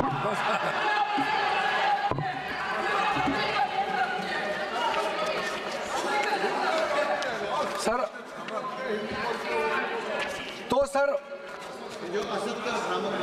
वो बात अभी गृह मंत्री जी ने भी क्लैरिफाई किया है, असत्य और भ्रामक बोल दीजिए ना। असत्य आप बात किया वो आप भी मान लीजिए असत्य है सर। और भ्रामक जो प्रोविजन मेन कंटेंट, मैं कंटेंट का जो प्रमुख बिंदु है उसको आपको बता करके अपना बात को समाप्त करूंगा सर। इस बिल में सर जो टाइटल है, ये टाइटल को हमने चेंज किया है सर। टाइटल इसलिए है कि जब बिल पेश करता है तो उसका एक फ्यूचरिस्टिक विजन और इंटेंट सामने में आना चाहिए सर।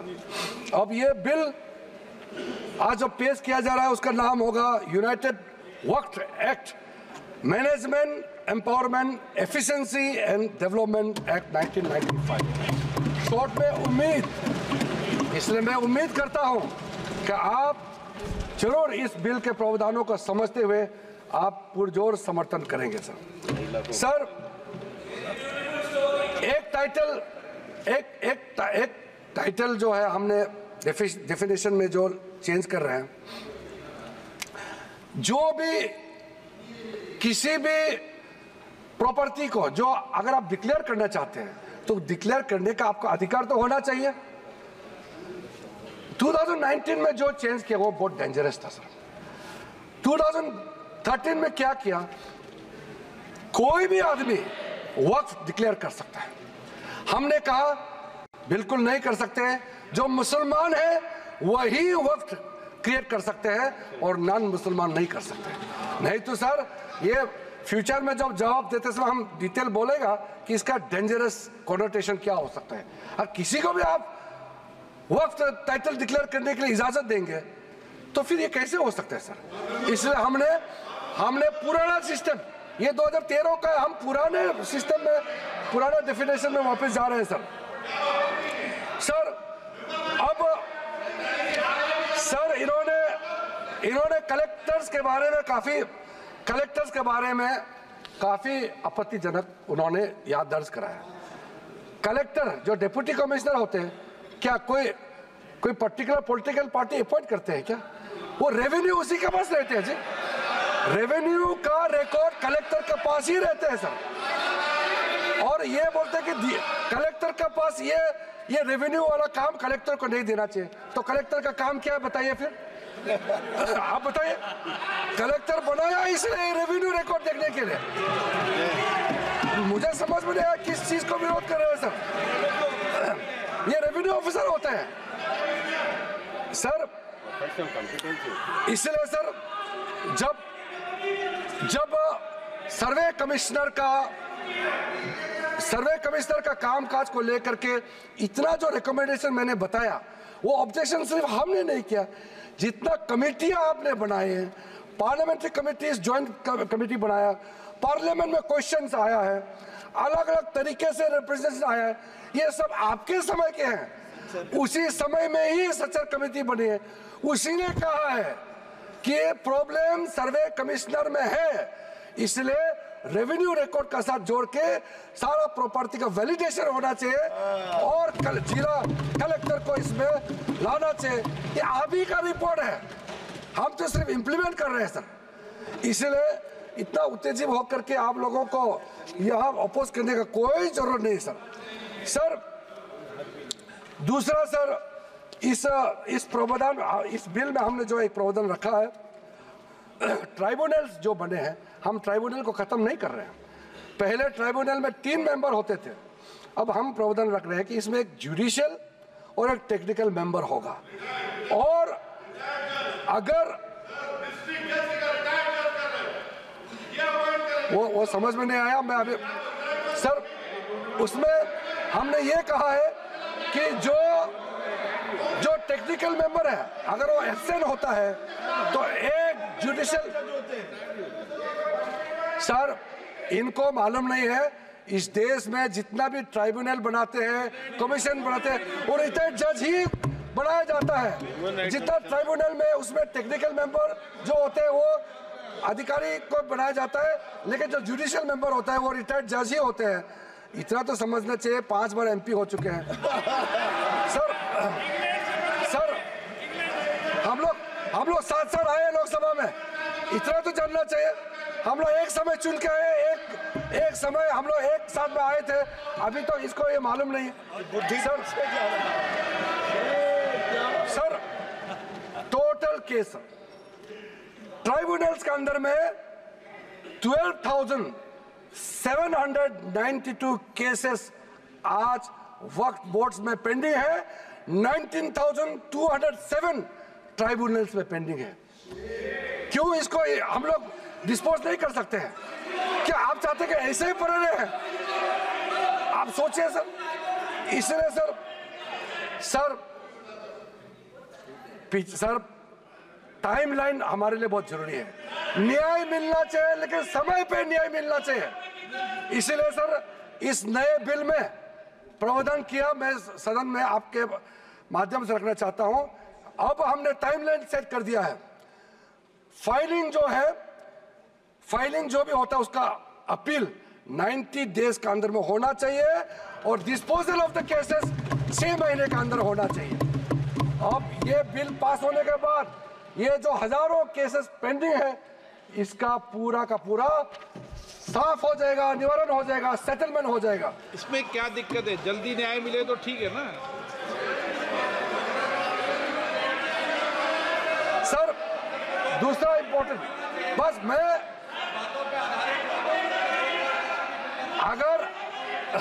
अगर ये सुनना नहीं था तो इतना सवाल क्यों पूछा? फिर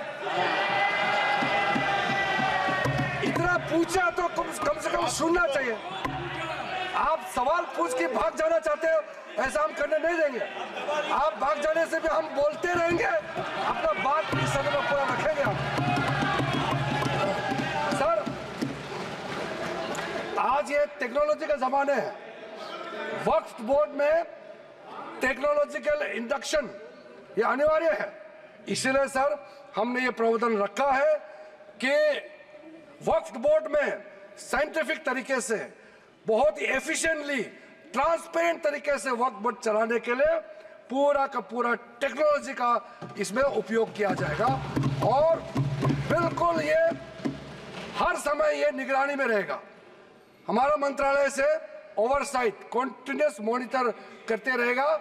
वक्फ प्रॉपर्टी का सारा प्रावधान ये प्रावधान किया गया है सर।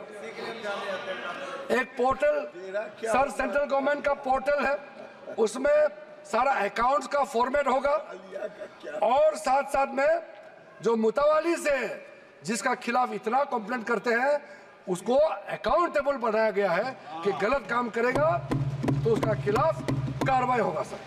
और सर मंत्रालय ने ये सारा पोर्टल को गति शक्ति इकोसिस्टम के साथ हम लोगों ने इंटीग्रेट करने का ऑलरेडी प्रोसेस शुरू कर चुके हैं सर।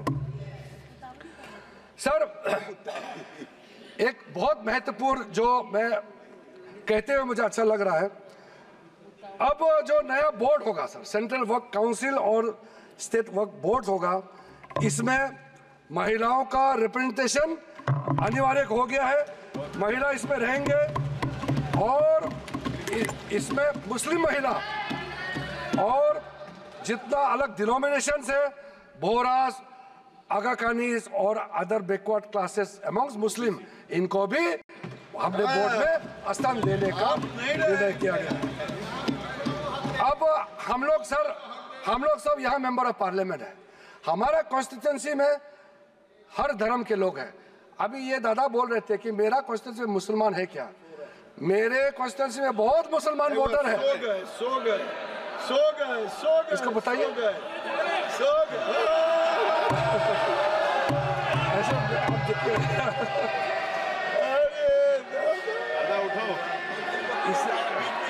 इसलिए मैंने कहा ना दादा, आप हर समय मत बोलिए, नींद आ जाएगा आपको। सर हम लोग सर जो महत्वपूर्ण बात मैं कहना चाहता हूं सर, मैं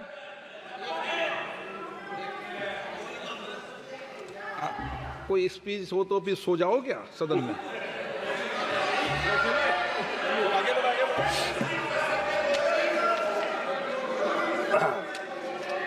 वो कल रात क्या कर रहे थे मैं नहीं पूछूंगा उसको। सर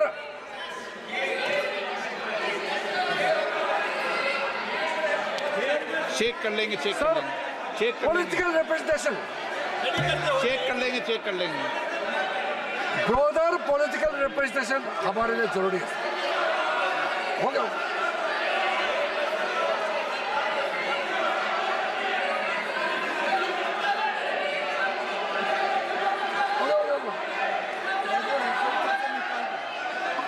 उसको निकाल दीजिए सर। मैं इसको देख लूंगा, कार्रवाई से हटा दूंगा।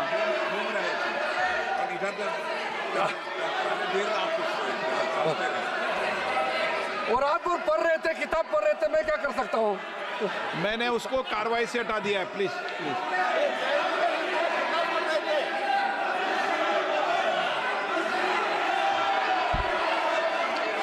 हो गया। सर मैं पॉलिटिकल रिप्रेजेंटेशन के बारे में कहना चाहता हूँ। हम सबका कॉन्स्टिट्यूंसी में हिंदू भी हो सकता है, मुसलमान हो सकता है, क्रिश्चियन हो सकता है, बौद्ध हो सकते हैं, पारसी, सिख सब हो सकते हैं। इसलिए मेंबर्स ऑफ पार्लियामेंट को किसी भी धर्म से जोड़ना सही नहीं है। हमने ये नहीं कहा कि वक्फ बोर्ड में इस धर्म को लेके आना चाहिए, हम नहीं कह रहे। हम ये कह रहे मेंबर ऑफ पार्लियामेंट वहां मेंबर होना चाहिए। अब वो मेंबर ऑफ पार्लियामेंट अगर हिंदू है या अगर क्रिश्चियन है तो हम क्या कर सकते हैं? अगर किसी कॉन्स्टिट्यूंसी से किसी एमपी को चुन के भेज दिया by virtue of being member of parliament, अगर वो बोर्ड में मेंबर होता है तो क्या हम उसको चेंज कर देना चाहिए उसके धर्म को? ये बेसिक बात है सर। इसलिए सर ये बिना मतलब का ये इशू उठा रहे हैं सर। उसके बाद सर अब मैं सर एक इंपॉर्टेंट बात बताना चाहता हूं। वक्त बोर्ड को अच्छा से चलाने के लिए वहां टैलेंटेड लोग चाहिए, जानकारी लोग चाहिए। ऐसे किसी को आप उठा करके किसी वक्त में मेंबर नहीं बना सकते हैं सर। इसके लिए जो रिकमेंडेशन हमको मिला है, हर कमिटी और जो जेपीसी से भी रिकमेंडेशन मिला है, मैं उसी को बता रहा हूं। Diversified talent pool, administrative skill वाला, जो जिसका अच्छा नॉलेज है, ऐसे लोगों को हम लोग बोर्ड में लाना चाहिए। अच्छे ऑफिसर्स को वक्फ बोर्ड को मैनेज करने के लिए उनको ऑफिसर के हिसाब से वहां नियुक्त होना चाहिए। ये सब बातें हमने रखा है, ये सारा आपका रिकमेंडेशन है। हम बार बार कॉल आपको बता रहे हैं, याद दिला रहे हैं, आपका रिकमेंडेशन है, इंप्लीमेंट हम कर रहे हैं, आपको समझ में नहीं आ रहा है। और सर खास करके जो बच्चे और महिलाओं के लिए हमने काफी ध्यान रखा है, ताकि कल को ये एक्ट पास हो जाने के बाद कोई मुसलमान बच्चे या महिला किसी तरीके से उनको इंसाफ मिलने से वंचित रह जाए, ऐसा नहीं होना चाहिए। इसके लिए ठोस प्रावधान हम लोगों ने यहाँ रखा गया है। और सारा जो वक्फ प्रॉपर्टी का जो प्रोसीड्स है, जो भी उसका इनकम होगा, ये सिर्फ मुसलमान कम्युनिटी का वेलफेयर के लिए ही खर्चा होगा। और हम चाहते हैं, जब मुसलमान समुदाय को हम लाभ पहुंचाना चाहता है, तो हम खास करके गरीब मुसलमान महिलाओं के लिए जो बैकवर्ड है, उनके लिए हम कह रहे हैं, आप लोग का हाथ छोड़ेंगे तो आप लोग तो कभी भी इनको कोई मदद देने वाला नहीं है इतने सालों तक, इसलिए हमको ये प्रावधान करना पड़ रहा है। अंत में सर, आदरणीय प्रधानमंत्री जी ने जो स्लोगन दिया है, हमारे एक मंत्र इस सरकार का है, सबका साथ सबका विकास। और ये कह रहे हैं कि मैं मुसलमान नहीं हूं, इसलिए इस बिल में मुझे नहीं बोलना चाहिए। ये तो बहुत आपत्तिजनक वाला बात है। क्या कोई मंत्री बनने के लिए, इस देश का किसी भी मंत्रालय को संभालने के लिए, क्या पर्टिकुलर एक धर्म का, जाति का होना चाहिए क्या? बार बार वो कह रहे हैं कि मैं मुसलमान नहीं हूं, इसलिए मुझे नहीं बोलना चाहिए। ये बहुत गलत बात उन्होंने कहा। मैं इसका आपत्ति दर्ज करना चाहता हूं। सर,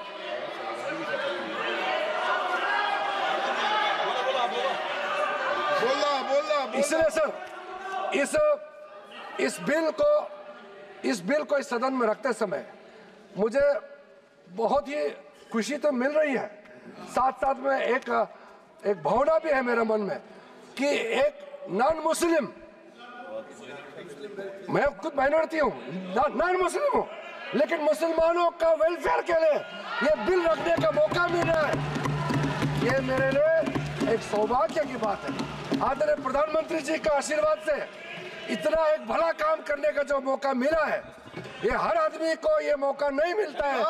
इसलिए मैं अपने आप को मैं बहुत ही भाग्यवान मानता हूँ, क्योंकि हर रोज हम लोग काम करते हैं, इस सदन में बैठ करके 12 बजे तक, रात तक हम लोग डिबेट डिस्कशन करते हैं। कभी कभी ऐसा मौका मिलता है जो सदियों तक याद रखेगा कि ऐसा काम किसी सरकार को, किसी मंत्री को बात रखने का मौका मिलता है। सर, मेरे पास और भी पॉइंट बहुत है, लेकिन जैसे हमारे कांग्रेस के साथियों ने और कई लोगों ने भी रिक्वेस्ट किया है, मैं मानता हूं कि जो प्रमुख रूप से जो मुद्दा, जो ऑब्जेक्शन रेज किया गया, उसका हमने रिप्लाई कर दिया गया है। और बिल में जितना भी प्रावधान, जितना सेक्शन हमने या डिलीशन किया, एडिशन किया या अमेंड किया, सारे के सारे प्रावधान को हम उचित समय पर और विस्तार से आपके सामने में रखूंगा। ये मेरा आखिरी भाषण नहीं है, इसलिए आप लोगों ने इतना आपत्ति आप लोगों ने दर्ज किया, लेकिन मैंने उसका सिर्फ 50% ही रिप्लाई किया है।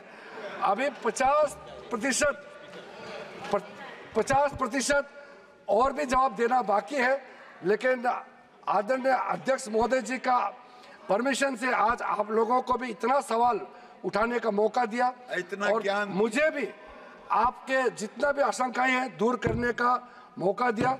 अध्यक्ष महोदय जी, इसी शब्दों के साथ मैं आपसे अनुमति चाहता हूं कि इस बिल को मैं इस सदन में इंट्रोडक्शन के रूप में पेश करूं।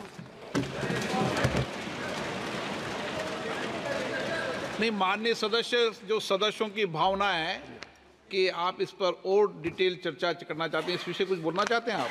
सर, जैसे कि हम लोग बहुत ही ओपन माइंडेड, बहुत ही डेमोक्रेटिक तरीके,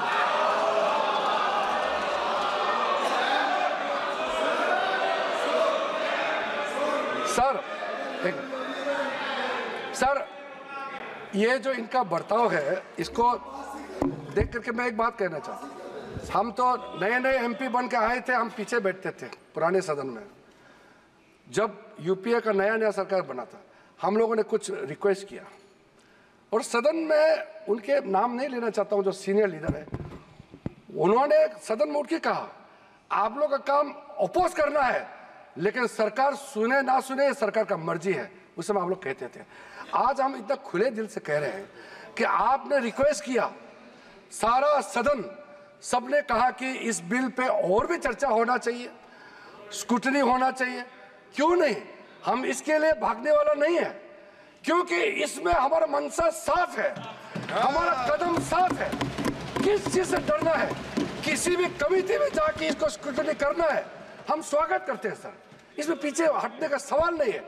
जब हम छुप के कोई गलत काम करता है तब भागते हैं, हम भागने वाला नहीं है। इसलिए अगर किसी कमेटी में जाना है, हम सर अपने सरकार की ओर से हम पक्ष रखना चाहते हैं कि ज्वाइंट पार्लियामेंट्री कमेटी गठन करके इस बिल को रेफर किया जाए और फिर ऑल पार्टी अपने संख्या के हिसाब से वहां पे विस्तार से चर्चा करें और स्टेक होल्डर से बुला करके जो भी सुनना है, आप इस कमेटी को अधिकृत रूप से यहाँ से आप पास कर दीजिए। और भविष्य में हम खुले मन से इस तरह का आपका सजेशन हम जरूर सुनेंगे, लेकिन देश के लिए जो सही है हम जरूर करेंगे।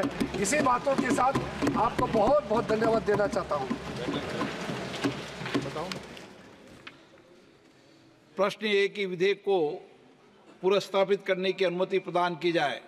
जो सदस्य इसके पक्ष में आ गए, जो सदस्य विरोध में ना गए, मेरे विचार में निर्णय हाँ वालों के पक्ष में, हाँ वालों के अनुमति प्रदान किया दे। अब माननीय मंत्री जी विधेयक पुनर्स्थापित करें। Sir, I introduce the bill.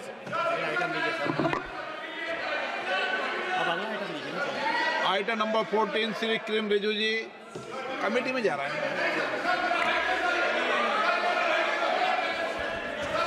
Sir, I introduce the bill.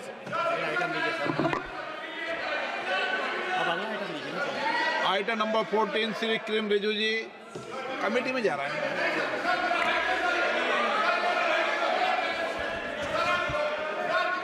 Sir, with your permission, I rise to move for leave to introduce the Mussalman Waqf Repeal Bill 2024.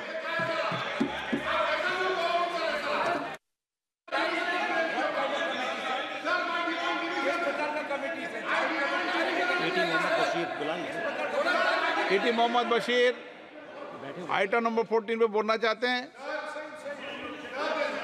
Introducer दूसरा बिल है, दूसरा बिल है। छोड़िए सर, अगला लीजिए, next Beni बानन no, के Radhakrishnan no, Sougat Rai ji.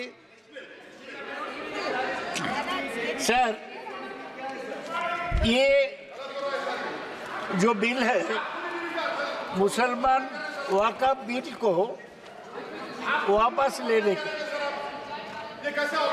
वैसे भाई मुझे बोले तो फिर तुम बोलो। अरे बोलो ना।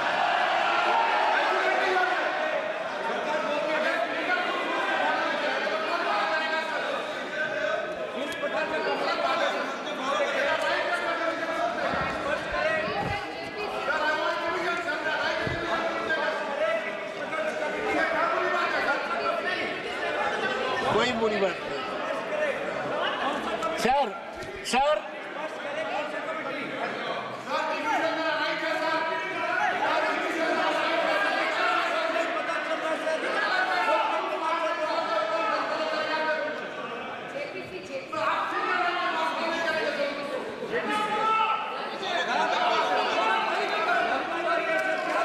अभी मंत्री जी प्रस्ताव लाएंगे, अभी नहीं, इसके बाद, अभी इनको बोलने के बाद।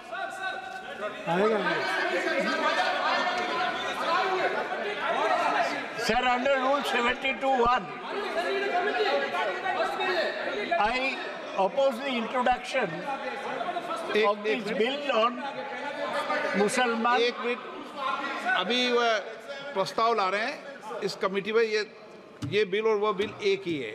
ये सेकंड पार्ट नहीं, ये सेकंड एक ही बिल है, रिपील करने का बात, रिपील करने का। हाँ न सर, मैं दो ही चीज बोलने चाहता हूँ। ये संदेह ये होता है कि सरकार मुसलमान वक्फ प्रॉपर्टी पर कब्जा करने चाहते हैं। सारा देश में वक्फ बोर्ड के हाथ में 8.7 लाख प्रॉपर्टी है।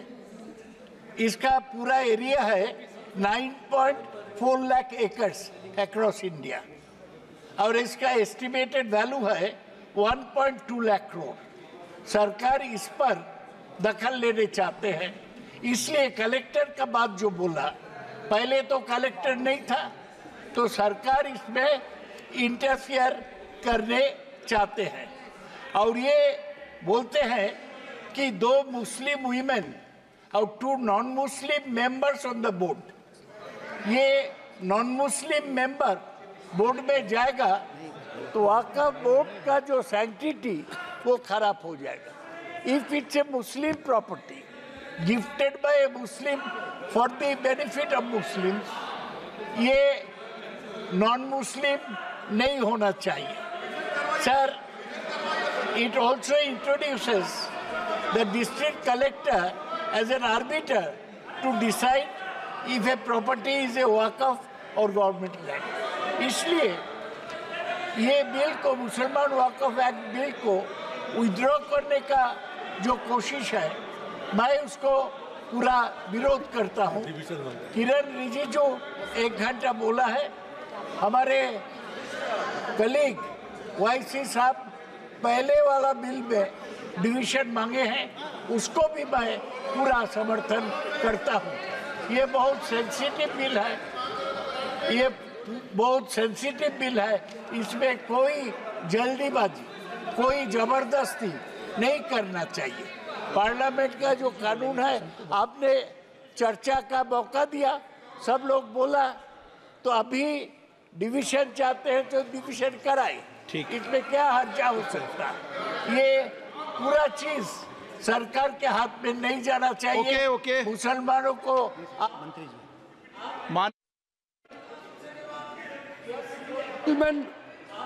जो एक्ट रिपील का मैं मूव किया है, मैंने मूव कर चुके हैं जो 1923 मुसलमान वक्फ एक्ट 1923 को रिपीलमेंट का, उसको तो रिपील कर ले। ओके, तो मैं बताऊंगा, आप जानना चाहते तो मैं बताऊंगा।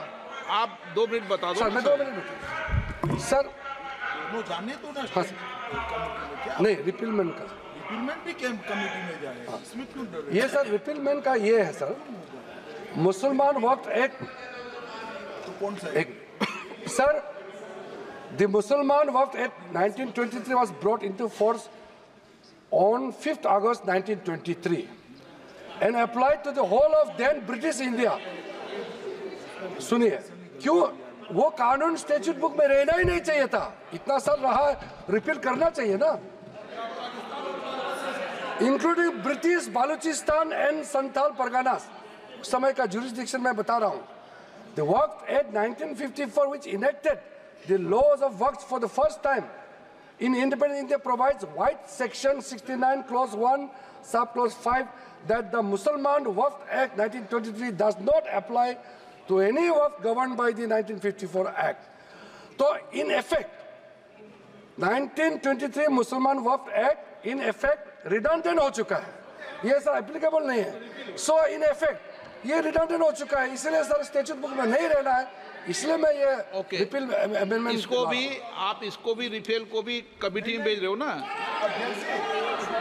ये एक्ट एक्चुअल में 1995 एक्ट और 2013 का अमेंडमेंट आने के बाद अस्तित्व में नहीं, हम कागज पर से निकाल रहे, इतना ही है। और मैं मानता हूं इसमें विपक्ष सहमत होगा। आप दोनों कहा कि इस पर जॉइंट पार्लियामेंट कमेटी बनाएंगे, प्रस्ताव क्या आपका? जो ये रिपीलमेंट वाला तो सर इसका जॉइंट पार्लियामेंट दूसरा सर जो 2024 वक्फ अमेंडमेंट बिल को हमारा तरफ से हम प्रस्तुत करते हैं कि ज्वाइंट पार्लियामेंट्री कमेटी बनाकर मैं सभी माननीय सदस्यों, सभी दलों से नेताओं से बात कर इस जॉइंट पार्लियामेंट कमेटी को बनाऊंगा। ठीक है। प्रश्न है कि विधेयक को पुनर्स्थापित करने की अनुमति प्रदान। डिवीजन, हाँ करा लो डिवीजन, बैठो। प्रश्न है कि विधेयक को पुनर्स्थापित करने की अनुमति प्रदान जाए। जो सदस्य पक्ष वहां के हैं, जो सदस्य के विरोध में ना के हैं,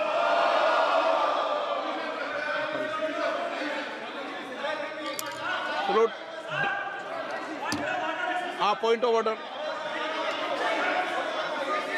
मैं बिल को प्रस्तावित करता हूँ।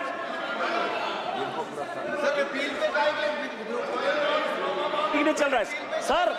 67 67 ये कहता है सर कि यदि दो आइडेंटिकल बिल एक साथ हैं तो एक बिल को जो है सरकार वापस ले सकती है, ये रूल कहता है। इसमें कौन सा डिवीजन का बात है सर? आपका जो रूल है ये कह रहा है दोनों आइडेंटिकल बिल है। ये 1923 का बिल है जिसको कि हटा के ये वक्त 95 को लाया जा रहा है, दोनों बिल एक है। यही तो रूल कह रहा है सर जी। अच्छा, आप बोल रहे हैं demand division sir, this is my right, I want a division sir please.